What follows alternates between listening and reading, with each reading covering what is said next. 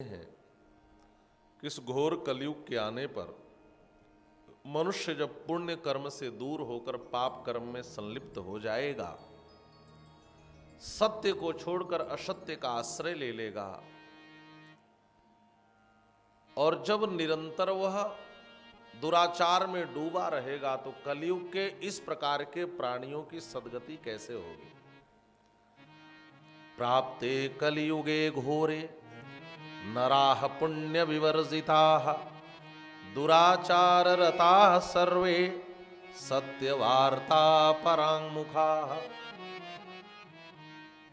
कलयुग में ऐसा होगा, हम पुण्य से तो परांगमुख होंगे लेकिन पाप की ओर उन्मुख होंगे। सहज हमारी वृत्ति ऐसी बनेगी। और क्या क्या होगा कलयुग में? का परापवाद निरताः परद्रव्याभिलाषिणः परस्त्री सक्तमनसः परहिंसा परायणाः। परापवाद निरताः, आप ईमानदारी से समीक्षा करना तो आप पाओगे कि आप जब भी किसी के पास बैठते हैं तो अपनी बात करते हैं कि दूसरों की करते हैं। हम सबसे अधिक परापवाद में निरत हैं। हम दूसरे की ही बात करते हैं, अपनी बात कभी नहीं करते।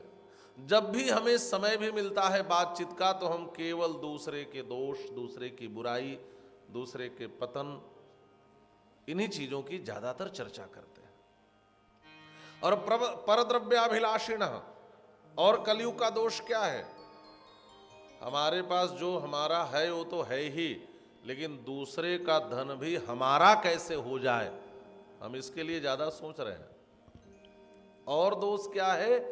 कहा पर स्त्री सक्त मनसाः, अपनी पत्नी, अपनी स्त्री चाहे जितनी रूपवती, गुणवती, शीलवती हो, लेकिन पराई स्त्रियों को हम ललचाई दृष्टि से देखते हैं। ये भी एक बड़ा दोष है कलयुग का। पर स्त्री शक्त मनसाः, और का परहिंसा परायणाः, और हम पर हिंसा रत होते हैं। और सबसे बड़ा दोष क्या है? ध्यान से सुनना। देहात्म दृष्टयो मूढ़ा नास्तिकाः पशुबुद्धयः मातृपितृकृतद्वेषाः स्त्री देवाः काम किंकराः। सबसे बड़ा दोष क्या है? का देहात्म दृष्टयो मूढ़ा, हम देहात्मवादी हो गए। देखिए, दर्शन में दो मुख्य वाद है। दर्शन में एक है अध्यात्मवाद और एक है देहात्मवाद। ध्यान से सुनेंगे। अध्यात्मवाद क्या है और देहात्मवाद क्या है? जहां हम स्वयं को आत्मा माने वह अध्यात्मवाद है, और जहां हम स्वयं को देह माने वह देहात्मवाद है। देहात्म दृष्टयो मूढ़ा नास्तिका पशुबुद्धयः मातृपितृकृतद्वेषा स्त्री देवाः काम किंकराः। इस कलयुग का सबसे बड़ा दोष यह है कि हम जड़ बुद्धि वाले हो जाएंगे, हम पशु बुद्धि वाले हो जाएंगे, हम देहात्म बुद्धि वाले हो जाएंगे, नास्तिक हो जाएंगे। और मातृपितृकृतद्वेषाः, जिस माता पिता के कारण यह शरीर हमें मिला है। देखिए, शरीर के लिए मानसकार ने भी दो जगह दो शब्दों का प्रयोग किया। इस शरीर के लिए कहा साधन धाम मोक्ष कर द्वारा। यह शरीर क्या है? साधन का धाम है, प्रशंसा की गई। और दूसरी जगह अभी आपने सुना, छितजल पावक गगन समीरा पंच रचित अति अधम शरीरा।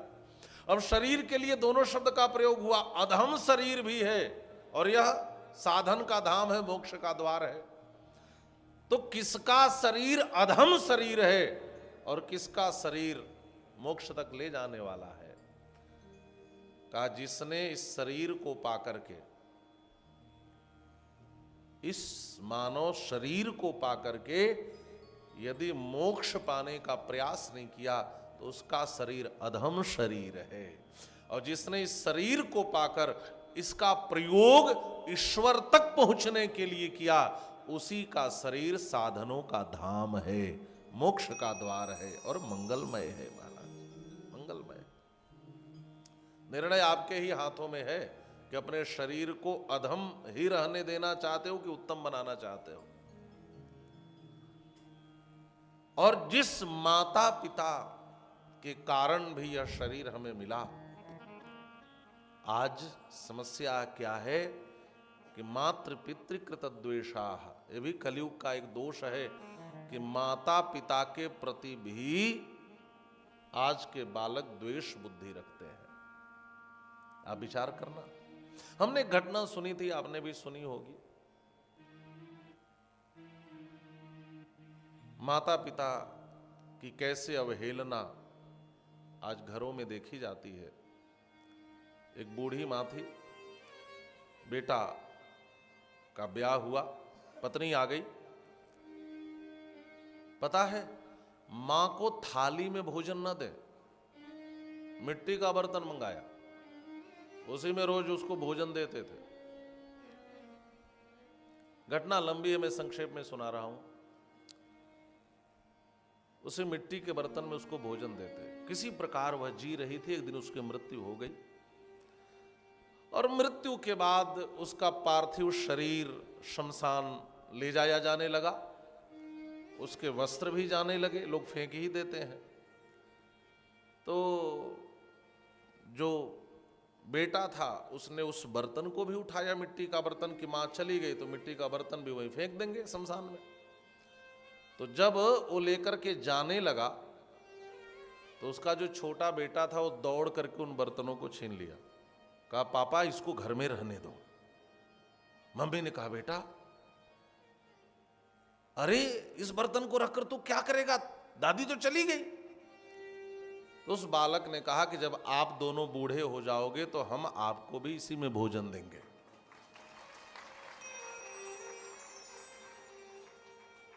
बात समझ में आ रही है? बेटे ने भी यही तो सीखा। हम जो करते हैं वह हमारे सामने आता ही है। आप भी कभी बूढ़े होंगे और आप भी किसी बच्चे के माता पिता बनेंगे। आप अपने माता पिता के साथ आप दुर्व्यवहार कर रहे हैं तो आप आने वाले समय में अपने साथ सद्व्यवहार की अपेक्षा भी मत करें। कहते ना, जैसी करनी वैसी भरनी। मातृ पितृकृत द्वेषाः, यह भी कलयुग का एक दोष है। और स्त्री देवाः काम किंकराः, राम किंकर अब लोग नहीं हो रहे हैं, अब काम किंकर हो गए। राम के दास नहीं है, काम के दास हैं। आंखों में वासना के बादल छाए हुए हैं। हर स्त्री में वह वासना की देवी ढूंढ रहे हैं। और स्त्री देवाः, पहले लोग प्रयास करते थे कि हम परमात्मा को कैसे खुश करें, अब तो बस जो काम किंकर हैं वह स्त्री को ही देवता मानकर उस स्त्री को हम कैसे खुश करें, इसी के प्रयास में हमेशा लगे हैं, स्त्री को प्रसन्न करने में।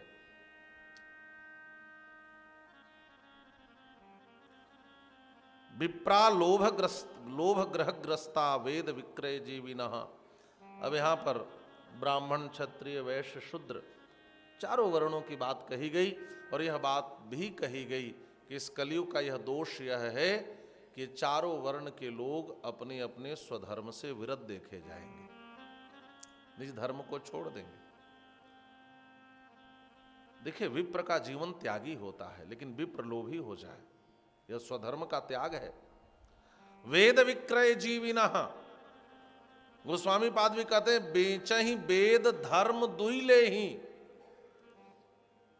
वेद को बेच देंगे। वेद का विक्रय ही तो है।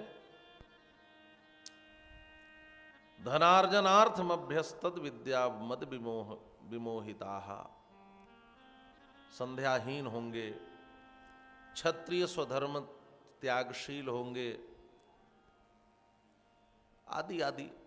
तात्पर्य इतना ही है स्वधर्म रहिता मूढ़ा संकरा क्रूर बुद्धया। इस कलयुग में लोग स्वधर्म रहित हो जाएंगे, मूढ़ होंगे, क्रूर बुद्धि वाले होंगे, महाभिमानिनो नित्यम चतुर्वर्ण विलोपकाः, वर्ण का विलोप हो जाएगा, महाभिमानी हो जाएंगे, क्रूर बुद्धि वाले हो जाएंगे। महाराज लोग तो कहते हैं कि भाई ज्यादा धर्म कर्म दिखाई दे रहा है इस कलयुग में। का बस दिखाई दे रहा है, मतलब का यह दिखाने के लिए ही धर्म कर्म है, वास्तव में है नहीं।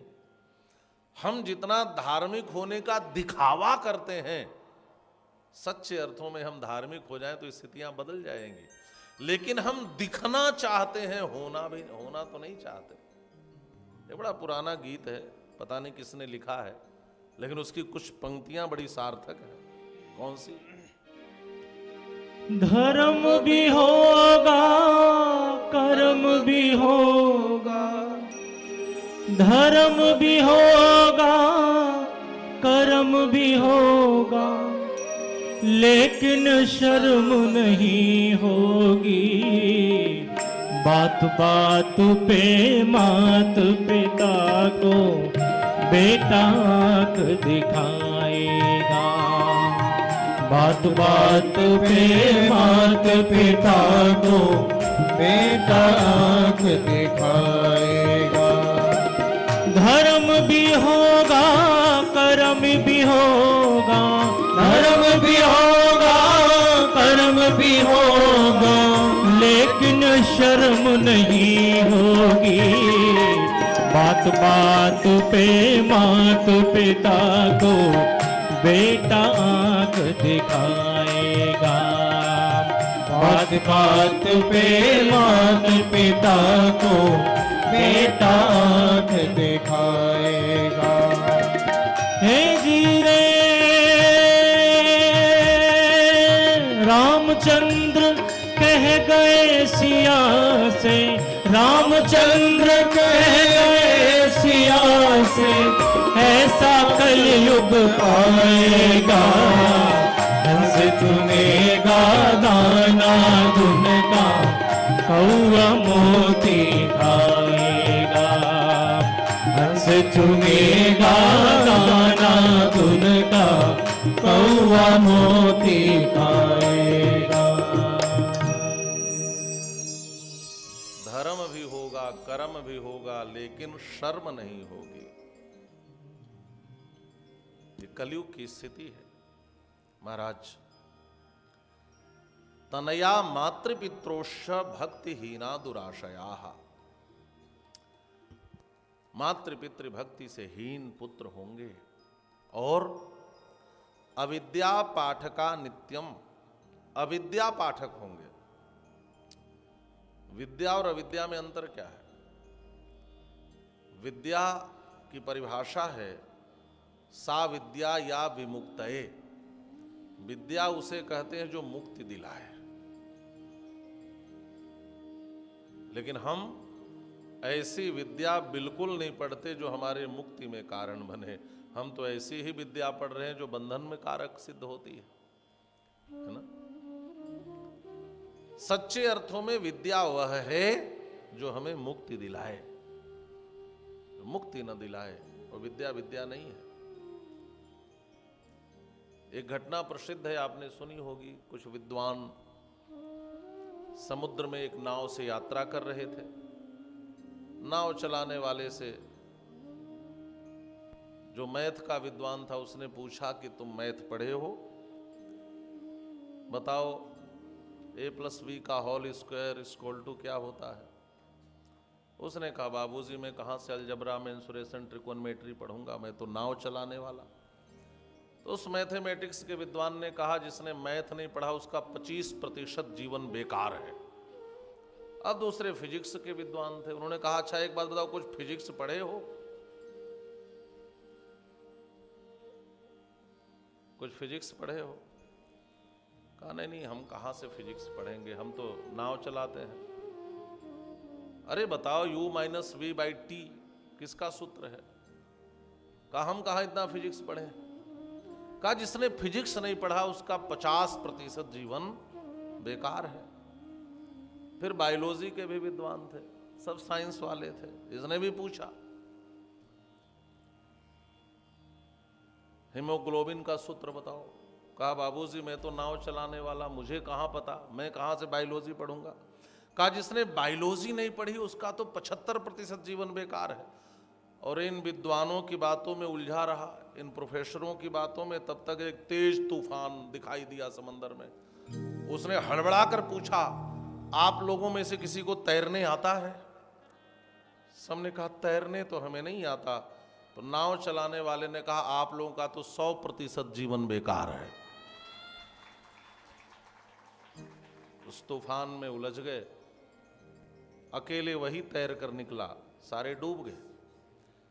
हम वह सारी विद्या पढ़ते हैं लेकिन उस विद्या को नहीं पढ़ते जो हमें संसार सागर के पार उतार दे। सच्चे अर्थों में जो सागर के पार उतरने की कला है, जो मुक्ति पाने की विद्या है, वही विद्या है। सा विद्या या विमुक्तये अविद्या पाठका, हम अविद्या पाठक हो गए। और रोगग्रसित देह का, हम अस्वस्थ हो गए, हमारा शरीर रोगग्रस्त हो गया। अस्वस्थ कौन है? कहा जो स्वस्थ नहीं है। अस्वस्थ कौन है? कहा जो स्वस्थ नहीं है। और स्वस्थ कौन है? कहा जो स्वस्थ है। जो स्व में स्थित है वही स्वस्थ है। बात समझ में आ रही? जो स्व में स्थित है वही स्वस्थ है। हम स्व में स्थित नहीं रहे, इसीलिए हम स्वस्थ नहीं रहे, हम अस्वस्थ हो गए। और महाराज इस अस्वस्थता से निकलने का उपाय क्या है? सूत जी ने कहा साधु पृष्ठम साधो वस्त्रैलोक्य हितकारकम गुरुम स्मृत्वा भवत् स्नेहात् वक्षेत शृणुतादरात् वेदांत सार सर्वस्वम पुराणम चैवमुत्तमम् सर्वाघौघोद्धारकरम परत्र परमार्थदम। स्वस्थ होने का उपाय यह है कि हम स्व में स्थित हों। स्व में स्थित कैसे होंगे? का स्व को समझना पड़ेगा। का हमारा स्व को समझाने वाला क्या, स्व को समझने वाला उपाय क्या है? का उसके लिए वेदांत का आश्रय लेना पड़ेगा। देखिए वेद के 3 भाग हैं, कर्म भाग, उपासना भाग और ज्ञान भाग। कर्म कांड, उपासना कांड और ज्ञान कांड। जो ज्ञान कांड है यह वेद का अंतिम भाग है, उपनिषद आदि। तो ज्ञान कांड को ही हमारे यहां वेदांत कहा जाता है। वेद का अंतिम भाग, उसको कहते हैं वेदांत। वेदांत दर्शन है। स्वस्थ होना हो तो वेदांत पढ़ना पड़ेगा, स्व में स्थित होना हो तो वेदांत पढ़ना पड़ेगा। उसी वेदांत सार को शिव पुराण में रखा गया है। शिव पुराण का आश्रय ले लो तो कलयुग के इन दोषों से बच सकते हो। एवं उत्तमम सर्वाघौघोधारकरम परत्र परमार्थदम। ऐसे पाप को अघ कहा जाता है, लेकिन अघ की परिभाषा बड़ी अलग है। न हन्यते भोगम बिना इति अघा। एक पाप होता है जो कट जाता है और एक पाप होता है जो बिना भोगे नहीं कटता, उस पाप को अघ कहते हैं। लेकिन शिव पुराण की कथा हमें उस अघ से भी उद्धार करने में कारक है। हमें शिव पुराण की कथा का आश्रय लेना चाहिए। अब शिव पुराण की महिमा का वर्णन किया, शिव पुराण की कथा सुने और शिव पुराण का पारायण करें। यदि कथा सुनने को ना मिले तो स्वतः पारायण करें। कैसे पारायण करें इसकी भी विधि है, विशेष विधियां भी हैं। चतुर्दशी तिथि को उपवास करके जो शिव पुराण का पारायण करता है उसको गायत्री के पुरस्चरण का फल प्राप्त होता है। एतत् शिव पुराणम ही चतुर्दश्याम उपोषितः शिव भक्त सभायाम यो व्याकरोति स उत्तमः प्रत्यक्षरम तो गायत्री पुरस्चर्या फलम लभेत। इतनी बड़ी महिमा बताई।